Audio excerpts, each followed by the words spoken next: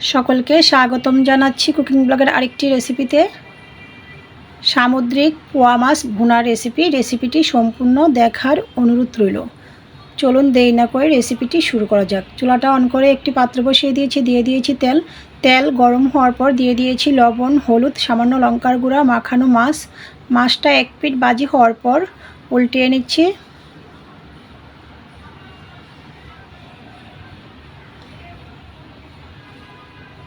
মাছ ভাজি হয়ে গিয়েছে, নামিয়ে নিয়েছি। একই পাত্রে দিয়ে দিয়েছি আরও খানিকটা তেল, কুচি করে রাখা পেঁয়াজ, তেজপাতা, পরিমাণ মতো লবণ। এতে করে তাড়াতাড়ি পেঁয়াজটা সফট হয়।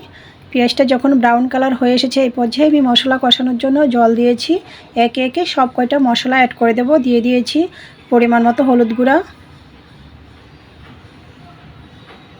স্বাদ মতো লঙ্কার গুঁড়া, কেউ চাইলে একটু পেঁয়াজ বাটাও অ্যাড করতে পারেন।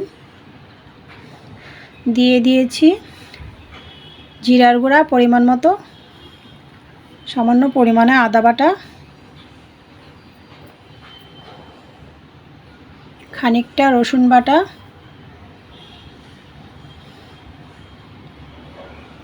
নাড়াচাড়া করে মশলাটা কষিয়ে নিচ্ছি। স্বাদ মতো কাঁচা লঙ্কা দিয়েছি।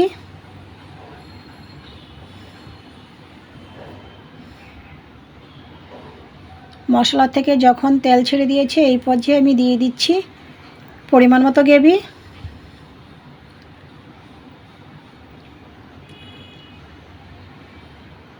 গ্রেভিটা ফুটে উঠেছে এই পর্যায়ে আমি দিয়ে দিয়েছি ভেজে রাখা মাছ। খুব সাবধানে নাড়াচাড়া করতে হবে যেহেতু সামুদ্রিক মাছ একটু সফট।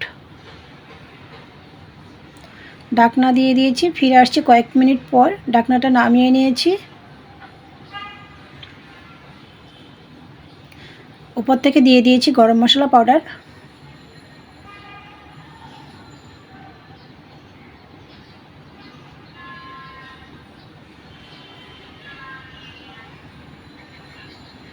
তো আমি চামচের সাহায্যে মাছটা একে একে উল্টিয়ে দিচ্ছি।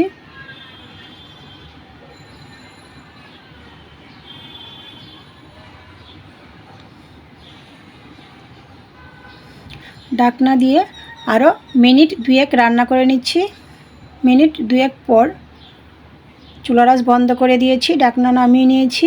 তো রেডি হয়ে গিয়েছে আমার সামুদ্রিক মাছ ভুনার রেসিপিটি ভালো লাগলে আমার ফেসবুক পেজটা ফলো, ইউটিউব চ্যানেলটা সাবস্ক্রাইব করবেন, সাথেই থাকবেন। সকলকে ধন্যবাদ।